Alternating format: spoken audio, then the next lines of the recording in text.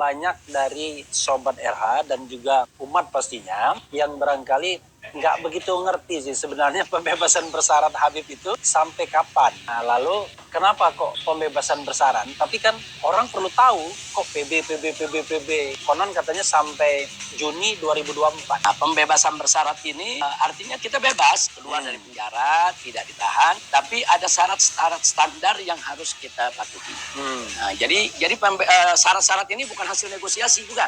Tapi memang peraturan hukum. Beberapa waktu yang lalu kan saya pernah katakan istilah tahanan kota. Nah, sebetulnya dalam konteks hukum kita nggak ada istilah tahanan kota. Secara de jure nggak ada. Tapi secara de facto pada tingkat praktek, kalau orang nggak boleh keluar kota kan namanya tahanan kota, Pak Refri.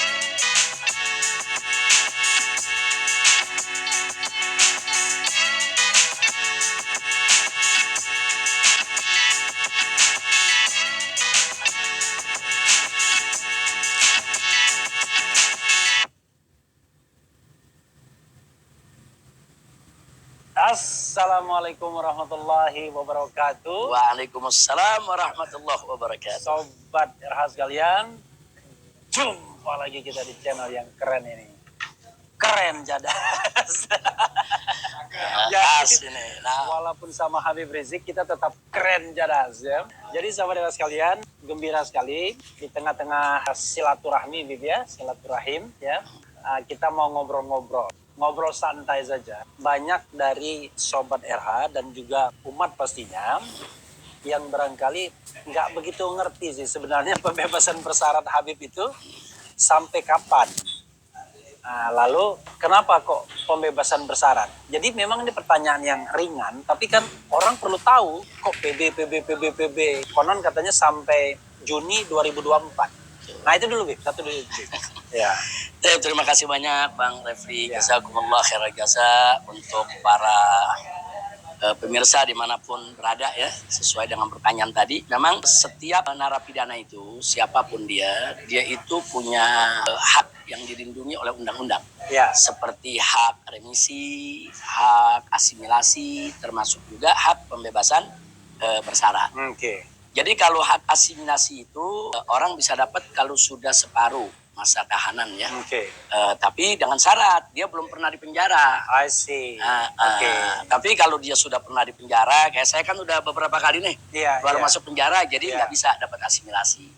Nah kita baru bisa dapat pembebasan bersyarat.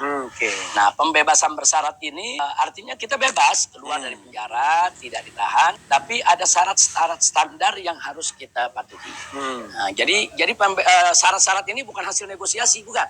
Tapi memang peraturan hukum. Nah, di antara syarat apa? Umpamanya pertama kita tidak boleh melakukan pelanggaran hukum. Nah, itu satu. Yang kedua kita wajib lapor. Setiap 1 bulan sekali ke Bapas, ke Kejaksaan, ya kan. Kemudian Badan Pemasyarakatan. Badan Pemasyarakatan. Yang ada di bawah Dirjen Pemasyarakatan dan ada di Kemenkumham.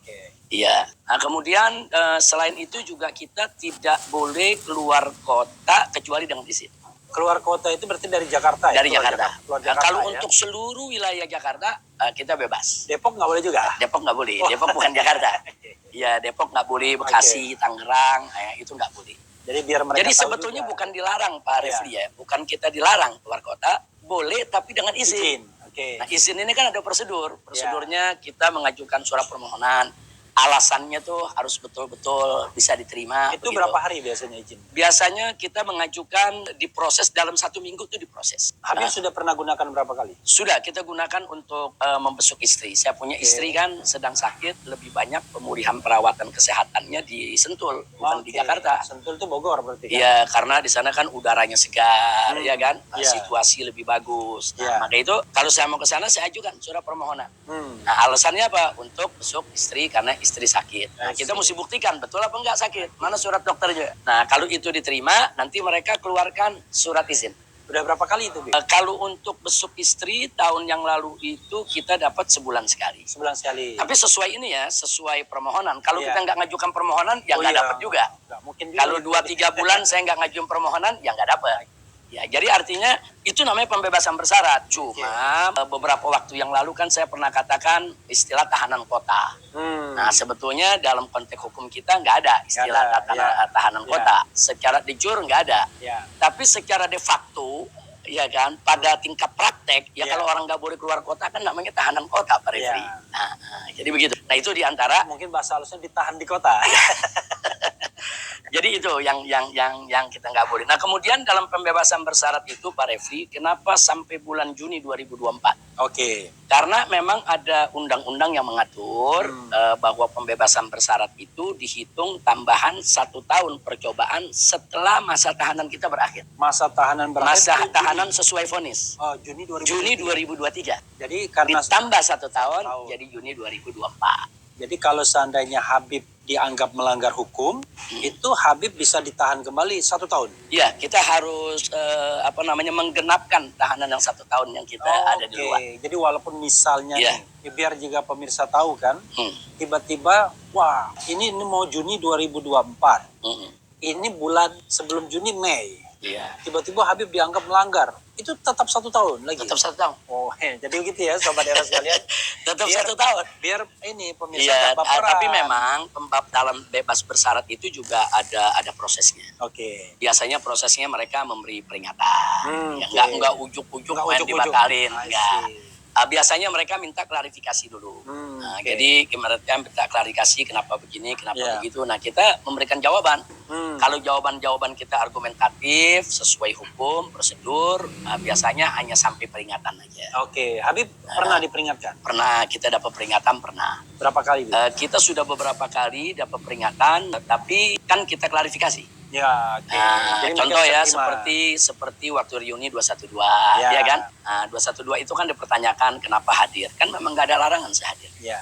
Apalagi di 212 itu kan kita ada sholat tahajud, sholat subuh. Dan nggak ngomong politik.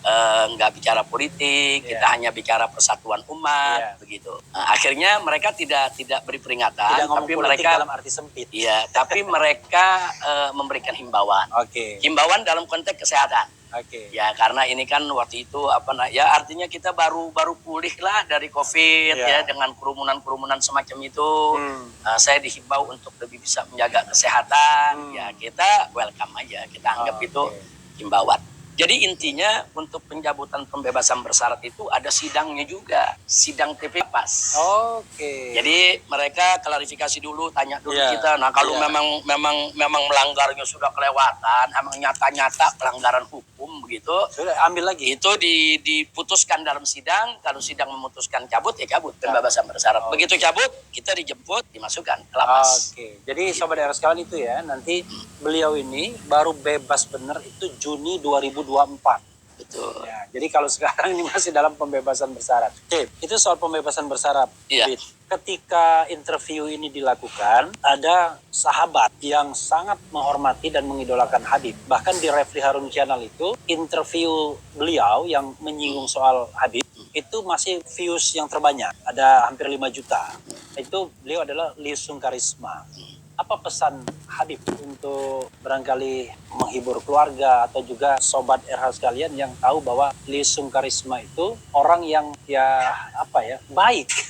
Kalau kita bicara kritis kepada pemerintahan kekuasaan itu kan demokrasi. Refli Harun juga suka ngeritik juga. Apa Habib pesan Habib?